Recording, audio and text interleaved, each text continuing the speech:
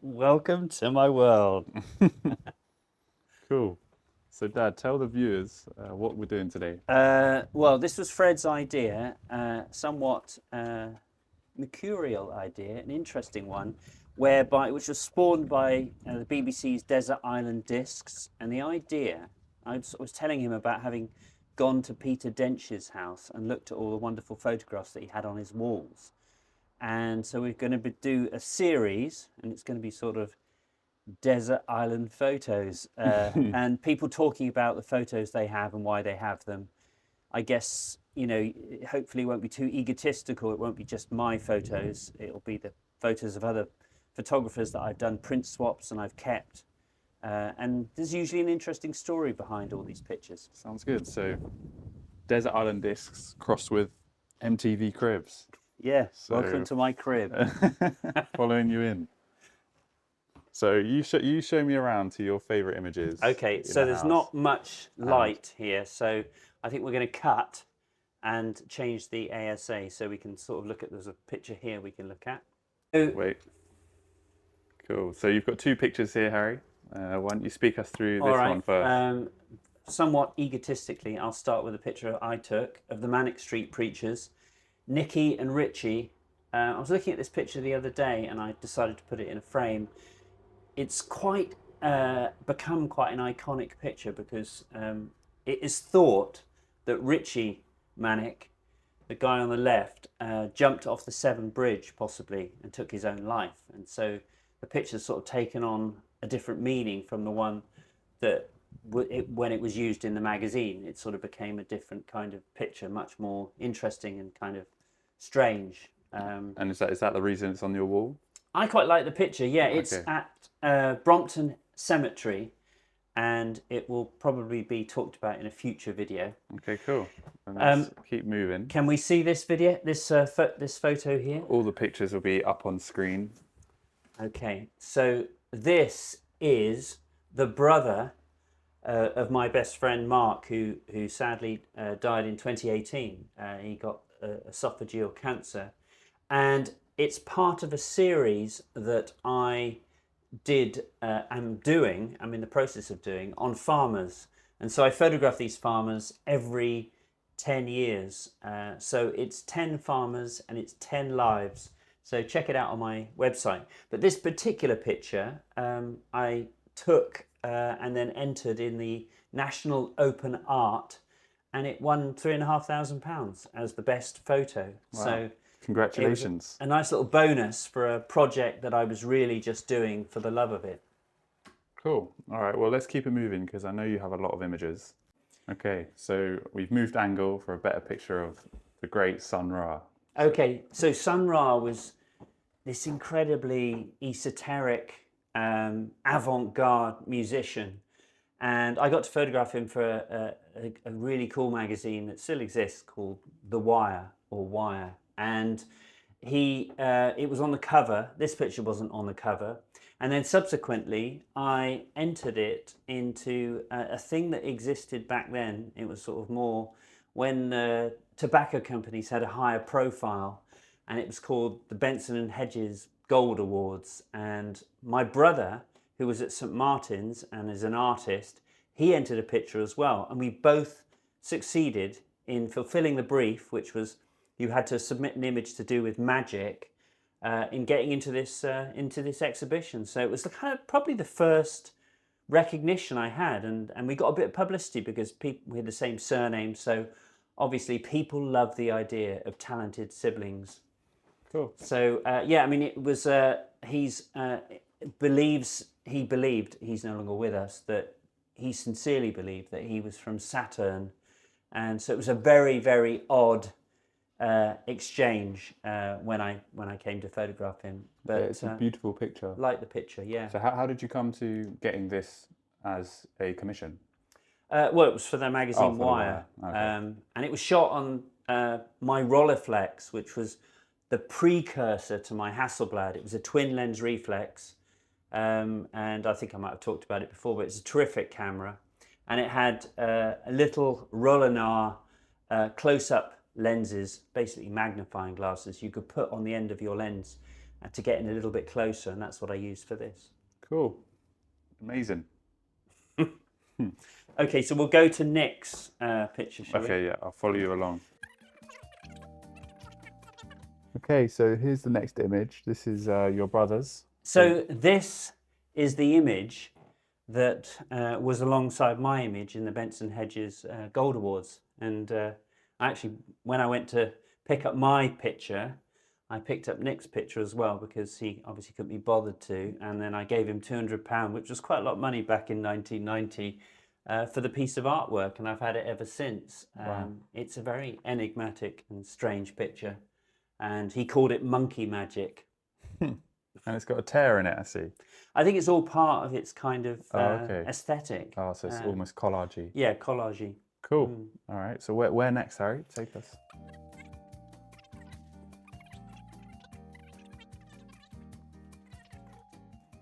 Perfect. So, Dad, tell me about this one. What makes you choose this one for the next image? I just find this picture really, really calming. I bought it at an auction, and it's the photographer who was a Magnum photographer called Perkins.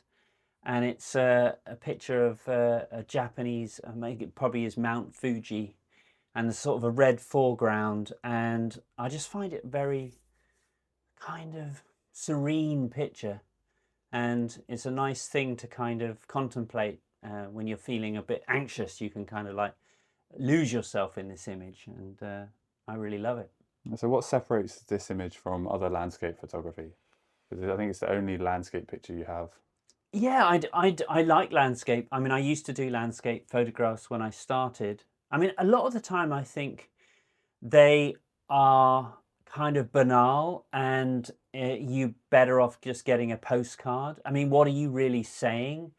I think if you can try and take a picture that has some degree of ambiguity that you can sit with and look at and kind of get lost in, as I said, you know, I don't know why this has that quality, but it does for me. It's sort of... So it's just something you feel. I think it's probably the color palette. It's just, I haven't really contemplated this, but it's very blue. There's a very blue light. Deep reds below as well. Yeah, absolutely. And so it's got this kind of interesting quality. And the fact that you've lost the shadow detail, and it isn't a conventional landscape picture at all. And I think you mentioned the artist, right? Yeah, Perkins. All right, we'll put his up on screen with his Instagram. Yeah, he was a former president of Magnum. Oh, wow. Okay, well, let's continue on. Where next, Harry? This is my cat, Otis. He basically was extremely sort of psychopathic, and would be kind of regularly kind of leaving these little morsels, these little vignettes, kind of little art pieces in their own right. And I'd find them around the house, and it was quite disturbing. And it kind of made me wonder why it is that we kind of have evolved alongside this species that might even scratch you and is inscrutable and unknowable, and yet we sort of find them so lovable, and we tolerate their kind of free-ranging havoc they cause to the environment. And so I took these pictures all with my, I think it was an iPhone 5, and individually they're quite unremarkable and low resolution. But when you join up 25 of them, I think the file size for this whole piece was about 800 megabytes. So it's actually quite good resolution, that's quite huge. Good quality. Yeah. And so I put a portrait that I'd taken with my iPhone of Otis in the middle. Sadly, maybe this video can be dedicated to Otis, because he's sadly no longer with us, which is unfortunate. The fate most pets come to. Eventually succumb. Yeah.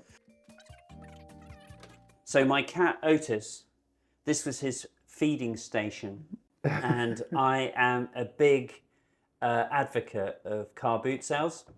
And on one occasion, occasionally I go to car boot sales and I'm truly kind of astonished at what you find. And this was one such occasion, and I got this. This is an oil painting, and it's sort of this kind of very strange woman feeding her cat, and it's on the back. It says that it was painted in 1869. So maybe maybe one for the Antiques Roadshow. But I just like it. I just think it's a very kind of enigmatic and strange picture that sort of piques my interest. And how much would you get something like this from? This was for a car boot sale? well, this was the princely sum of £1. So can you imagine going home That's with obscene. It's obscene. I mean, the frame's worth more than that. But no, I really like the picture. It's sort of I love dogs, and so it kind of it appeals. Yeah, it's beautiful. Okay, thanks Yeah. for showing us that. Okay. All right, so now let's go into this bright room. Okay. There's Very Marco. Big change of scenery. Marco's been banished outside. So yeah, I'm instantly drawn to Marco and this pig. Can you tell us about this pig? The pig was another car boot sale purchase, actually a relatively recent addition, but yeah, quite a strange one. And it took a bit of Marco took a little while to adapt to his sort of his new companion. It's quite disturbed when he was drinking his water. Yeah, right next to his bowl. Yeah.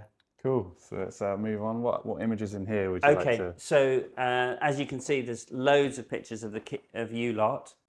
And So maybe family pictures. Tell us about this image here. So this picture here, I was judging the Taylor Wessing at the National Portrait Gallery around, I think it's probably around 2011, and David Chancellor, brilliant photographer, he happened to be the winner, and I think we were on some kind of what would you call it, a panel at the World Press Photo exhibition, and I told him that I'd judged the competition and award, been very keen on his picture, and he very kindly did a print swap, and I ended up with this rather marvelous picture. And what did you swap with him for it? The Michael Hutchence picture. Lovely. Great Although photo. he's never actually got around to ordering it or picking it up or anything like that. Oh, so it's just there waiting for him. It is indeed. Right. Yeah. Do you think He's often in Africa, or okay. he's always travelling. So I think it's sort of so. David, if you're watching this, get in touch. All right, and then this one here's the portrait of you. I see. That. So this picture of me looking rather fetching, sort of exposing my legs, was taken in Clissold Park by Alma Hazer, and I was sort of trying to give her a good photograph, a good portrait, and so I suggested that I climb this tree, which I did, and it had been raining heavily, and I was right at the top of the tree, and I sort of pulled at this bark to sort of lift myself the final bit, and the bark came away, and I fell out of the tree and landed on a previously fallen tree and sort of cut myself really badly. But I didn't want to waste the kind of adrenaline and the kind of buzz, so I just sort of said to her, just carry on taking the pictures, and that was the picture that was taken in the aftermath of that kind of really ignominious fall from the tree. Quite a large cut. The worst thing about it was there was loads of teenagers in the park, and they saw me fall out of the tree, and it would have been much better if they just laughed at my stupidity. But instead, they all gathered round and said, "Are you all right, mate? Are you all right, mate?" So I sort of felt like a stupid, decrepit old man, really. But it was for a guy who created this website. I think he died recently. It's sad. And he used to have photographic projects. He was a photographer. It was called The Chain. And so each photographer had to nominate another photographer. And they would photograph you, and you would photograph them. And so I nominated Alma Hazer, who took this picture, who's a really brilliant photographer. And I took her portrait, and this is her portrait of me. Amazing. And we'll have her portrait up on screen as well, maybe. Yeah, absolutely. Cool. So I'm drawn to this one in the corner. Can you tell us about this one? Okay, so this is from Martin Parr's seminal body of work in New Brighton, The Last Resort. I got the opportunity to photograph Martin for a magazine, and after the shoot was over, I was able to reveal to him that I was a huge fan of his, and that I remembered seeing when I was at college the last resort at Plymouth Art Centre, and I'd gone along, and it really had a massive impact on me, and it made me appreciate sort of using medium format cameras for documentary photographs. And I just boldly sort of said to him, you know, I'd love to buy one of your pictures from that series. How much for cash? And it wasn't cheap, but it was worth it, because when I'm playing, you know, the piano, I'm not going to try and play the piano. When I'm playing the piano, I sort of look up to it, and it sort of gives me sort of inspiration every day, like all good art. Beautiful. And this one behind you, I guess. I think, well, you know this Coming one to well. an end, yeah, this one. Do you remember being photographed for this? I vaguely remember the drains just below me. So this was, I can still remember this really well. This was a trip to Australia, and Fred was always my muse. He had these sort of big eyes, and he was always very willing to be involved, and actually enjoyed the process of collaborating with me. And so we'd often take pictures, and they always came out quite well, because you didn't try too hard to pose, which is what I wanted. And so this was a picture I took on a Fuji 6.9 rangefinder. And I just basically, I like the idea that this little chap here is the size of one of these bins. And I like the fact that you look quite vulnerable. So quite often I'd photographed all my children when they were very little, in a situation you wouldn't expect a child to be on their own. And I think it's an interesting picture. And I think it won a prize in the Association of Photographers Awards. Wow. So I think we went along, you probably don't remember, to the evening. I remember you used to always say, like, oh, if it wins an award, you'll get some money. But the money never came. we never received any of that money. You did indirectly. All right, moving on. What's next? Is there one or two more? What I was saying about you posing and me enjoying photographing you, you're wearing my sort of crash helmet there, and I lit that with a sort of quantum flash. Again, I think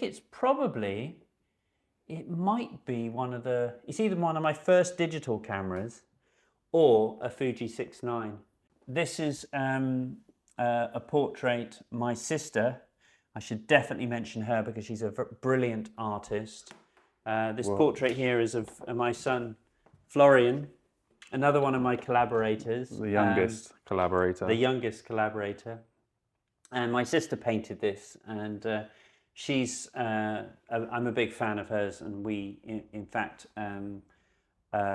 you know, are very, very close. And, you know, I think she's enormously talented. And so, yeah, she has been runner-up in the BP Portrait Award, and yeah, we'll definitely put some of her work up on screen. She's terrific. I'm just noticing there's another picture here of Francis's. Yeah, in fact, I'm going to go and get you. I'll quickly run and get another picture that she's done of my brother Nick, which I think is particularly fine. So I found this one, which I like. This is a picture by Tierney Geon. Can you see that? Yep. And it's she's a really interesting artist and quite inspirational. I was a huge fan of Sally Mann, who did very black and white pictures of her family. She had 2 daughters and a son, and she shot them on 10x8 in the American countryside, and they're extraordinary pictures. And Tierney Geon was a sort of successor to her work, and she photographed her children, and I bought this one at an auction. Yeah, that one used to always scare me growing up. It is quite spooky. And then this is another Francis Borden original. This is a portrait of my brother, who did the picture of the monkey. So that's a nice one to show you. So I think he's quite an interesting character, and I think it sort of reveals quite a lot about I'd love his to do personality. some sort of video around Nick at some point. Yeah, absolutely. Cool. One I like.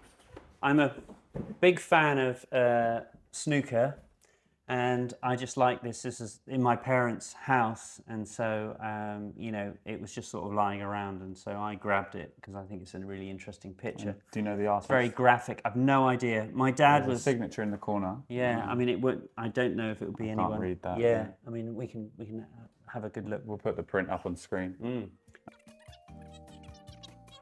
So Uh, this is a spread from. This is a spread from my Holocaust Survivor book, and this is a picture of Felix Fibich, who was a choreographer, a dancer, an extraordinary individual.